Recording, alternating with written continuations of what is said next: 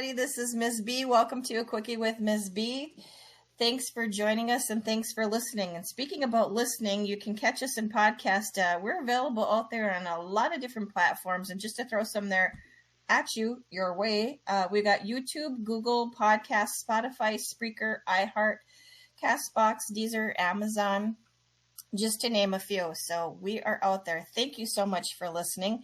Today is Tuesday. This is the one topic that I think is going to be flippin' hilarious because it's going to be excuses given to your parents. Yeah, I got both sides of those. I am a parent and I have parents. So, whoa. Yeah. And you got the same way because you're a step parent. And you got parents, so yeah. Looking forward to some of that stuff. Absolutely. Yeah.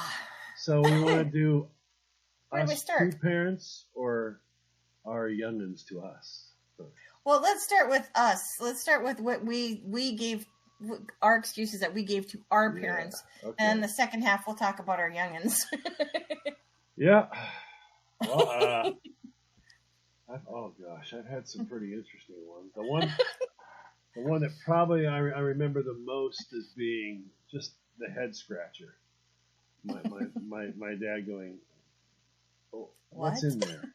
What is in there, kid? You know, knocking on your head. Is it hollow? Is there a sign in there that says space for rent? What are you doing?" We were at my buddy Greg's, and we had. I don't know, we'd stumbled across some fireworks that were, been around for a little while, and we came up with this brilliant idea that, no one was doing fireworks right now. It's like, I don't know, it's probably getting closer to fall, but not quite fall, kind of the early August type scenario. Oh, so we're way past 4th of July. Oh, yeah. We're way past it, but there's some extras lying around. And we found a bag full of bottle rockets, okay? Oh, okay. That was it. No firecrackers, no nothing. Bottle rockets. Bottle rockets. And, of course, 2 youngins, bag of bottle rockets, and time. What could possibly happen? Go wrong? There's fun in the wind here. You know it. So one of us, I can't remember which one of us, came up with this idea because we saw the hose and it had the sprayer on. It looks like a gun. So we take it off. See, no. We get another one. There's another one, and we get the idea to take the inside piece off, and now it's just a hollow tube where water would shoot out. We're gonna slide the bottle rocket in there, light it, and aim it at the other person. So then we start putting rules in. Now we're putting up rules, all right? Where we're going to sit he's going to sit by the garage, and I'm going to sit at the end of the driveway, and you're going to put all your bottle rockets in a box right beside you. And the other guy is going to try to take out your box. You each get one shot. So apparently after like about the 13th or 14th one has exploded around us, one of the neighbors has called. Narc. And here comes my father, who has a lot of questions. A whole lot of questions. And, well, the excuses were like, no, we weren't like shooting at each other. Really. Because I've been watching the two of you idiots. And it's like, well, I wasn't, trying to see if they still worked. Because they were old, didn't know if they were. But when you're a kid, all those excuses really seemed logical. As they come out, in a small boy's brain, as they come out, or you get older, you're like, really? Really? That was all. That was it. I wanted to see if they worked. He's like, why are you shooting each other? He's like, well, number one, I never shot him. I was aiming towards him. He's like, I remember this is the one. He was like, he literally walks up and just smacks me. He was like, why were you shooting towards him? I wanted to see how close I could get. Yeah, that one was met with a swift backhand. Whap. Then my buddy got the, oh, don't stand up and take off. Oh, no, sit down. Sit down, son. There's questions for you, too. Why? He asked me if and then his were like, well, I'm just going to jump on all of his, and it's going to be his fault anyways. He's your kid, so, I'm just here. John's a scapegoat. Well, yeah, his excuses were like, making it look like I had, cornered him, thrown him at the garage, ran back and just started pummeling him. It's like, oh, come on, please, you sorry. So finally, my dad's like, what was in your brain? I was like, okay. Then I thought, I'll just come clean. We wanted to see if I could hit his box or he would hit my box. Well, what do you think would happen? I was like, well, we were hoping it would explode. You're sitting beside the box. I'm like, that's a technicality that I didn't quite think that part through. Did you? We hadn't really thought about that part. We just thought it'd be cool if you could, blow up the other guy's box. So, yeah, sometimes those, youth explanations or excuses were,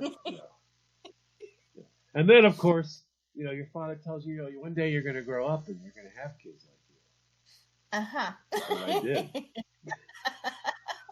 And that parent's curse of, I hope you have one just like you, yep. happened. It became a reality.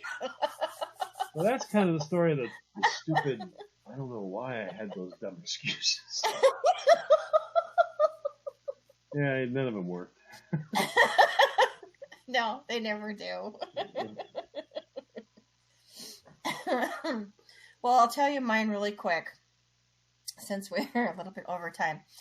I made an excuse to my dad that I was going to go hang out with my friends, and we weren't going to do anything, spectacular. We were just hanging out, doing whatever. This was a couple days before my birthday when I was a teenager.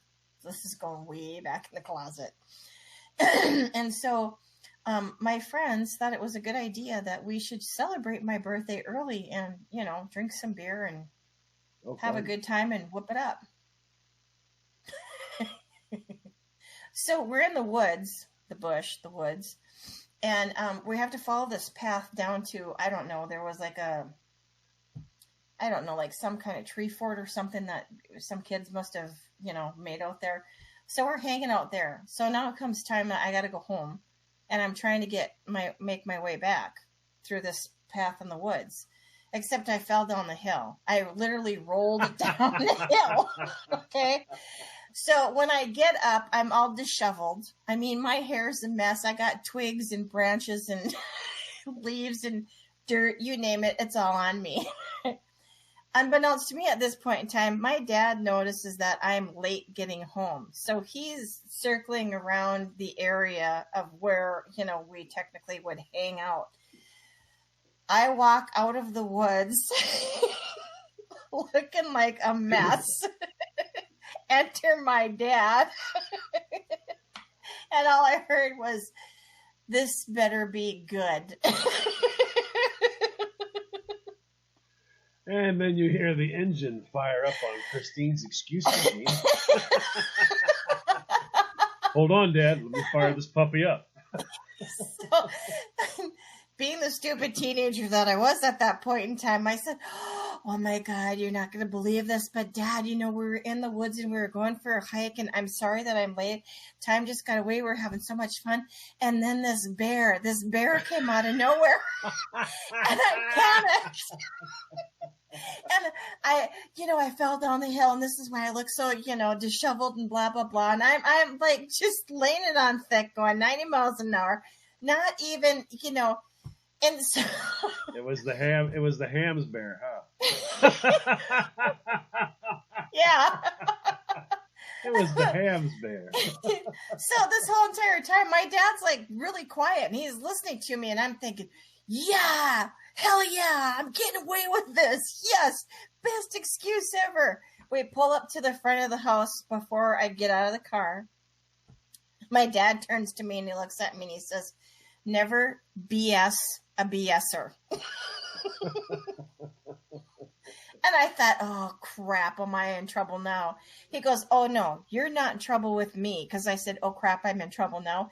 He goes, no, you're not in trouble with me. You're in trouble with your Nona and your mom. Your Nona decided to come early to surprise you for your birthday. Ooh. And I had both women waiting at the front door. And let me tell you, if looks could kill, I would have been dead several times over. But you had alcohol. I know. That's what I said. Stupid teenager. Wow. The Hams bear. He was chasing me, Dad. I swear. Chasing me. He was a big He black jumped off the can. He came after me. I'm just saying. Yeah, if that had been my sisters, my dad would have looked at him and went, where is he? Don't say anything. Where is he? Is he at the bottom of the hill? Where is the boy who disheveled you? Nope, I did that one all by myself. So on that note, never drink and hike together. Welcome back, everybody. You're listening to a Quickie with Mz B. If you missed the first half of the episode, please go back and check that out. If you missed yesterday's episode as well, please go back and check that out too. Yeah, it's special. It's good story time. And you're all going, yes, we can relate. Well, let's see if you can relate to this, people. What the kids say to us. Yeah. Now that we're the parent. Yeah. That curse, you know that curse. It's passed down because I've used it. I hope one day you two have a moment. And as a result comes a mini you. Yep. And then the mini you gets to do all of this. And when they come by to see me, you know what's going to happen? I'm going to buy them a soda. That's it. I'm not going to be upset. I'm going to be like, your father did the same thing. Here, let's get a soda. Ever had Jolt? 5 times the caffeine. Here, bounce off the walls. That's it, too. So what do you have in the I have been handed column?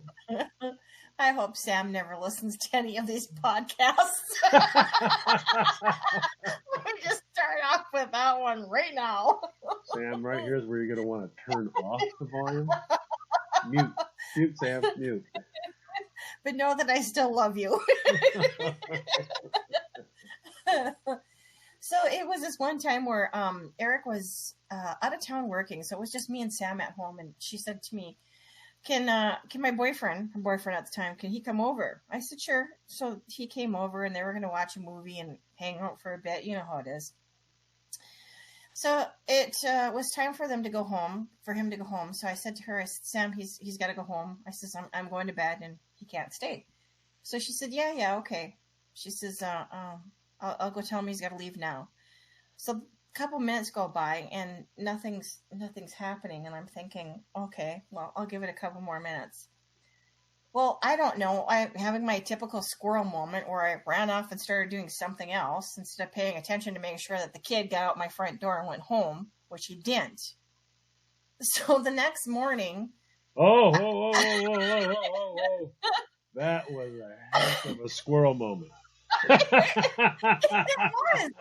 I don't remember what was going on at the time. Something was going on where I was planning something. I lost my night.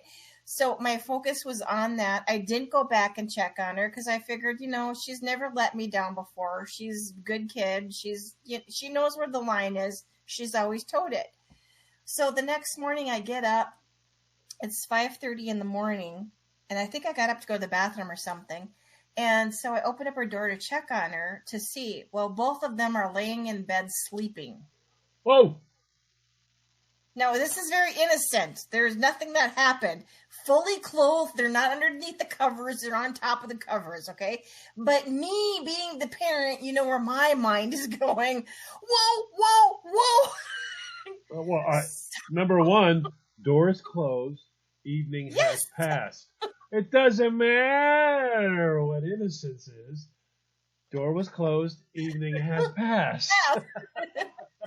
So all of a sudden, I'm like, Jesus, blankety, blankety, blankety, blank.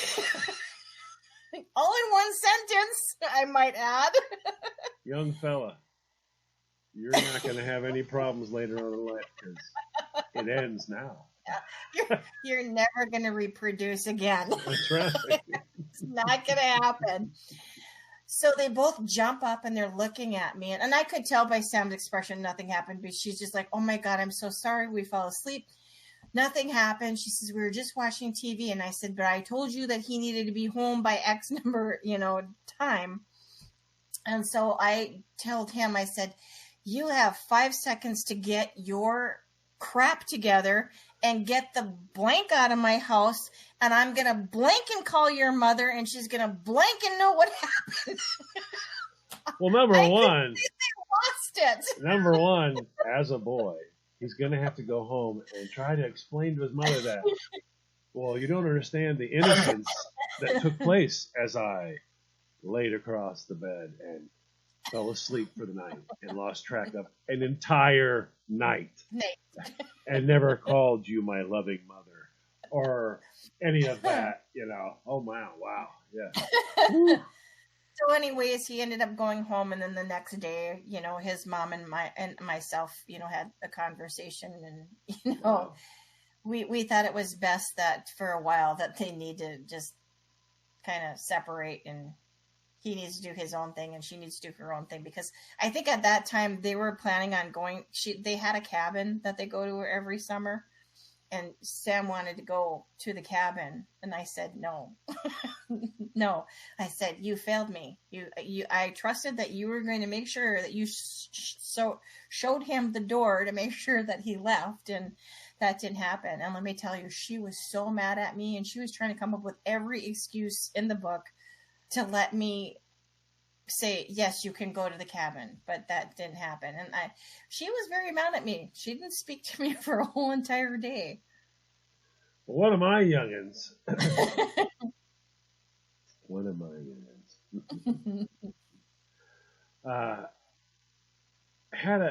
had a special girlfriend.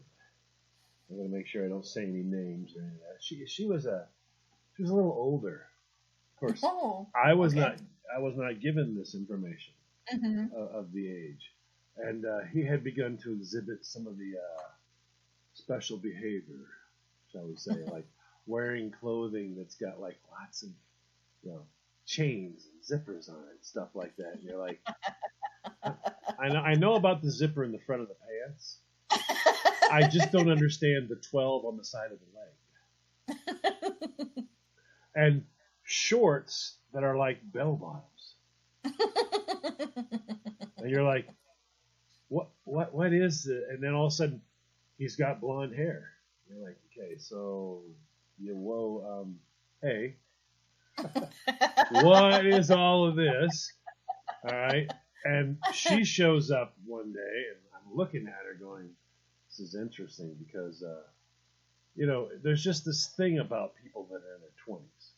You can just kind of, certain things have happened, and I'm like, she's not. Oh no, she's not. She's in my class. I'm like, your class, huh? Oh, really? So, how old is she? He gives me this, well, where does she live? You know what I mean? I had to drop him off a few times, but I'm thinking I'm dropping him off at their house when I'm dropping him off at a different friend's house. And he's going to her house from there. I later found out that when he says he's going to her house, it's a very special thing, because the words her house generally indicate it's the home where her and her parents reside. Not the case here. No parents reside there? No, it's her house. That's what I'm saying. It's her house. Yeah. Not mommy and daddy's. Yeah. It's hers. So upon my discovery of that, they also had to decide to separate for a while. Seemed to be permanent in my eyes, but Wow. The excuses made. I'm going over to see my buddy. We got a project. Okay. Okay. Club. He had he enrolled in some ball, club or whatever. Yeah. Okay. I mean, how was ball club? It was nothing really all that much. Yeah. You play ball like this, huh? Well, aren't there they volunteer to wash your sweaty, dirty, gross boy stuff? Interesting, Bruce. As those excuses began to fill, I'm finally going, he's like a magic ball club. Because I'm required by law to wash your nasty, dirty boy stuff. And I don't want to do it. But there are people who have volunteered. And there's a group of you. So it leads me to wonder, either these are not normal, weird people that I should definitely check out, or you're lying about something. It was the latter. And on that note, make sure you never lie to your parents. That always comes back to haunt you.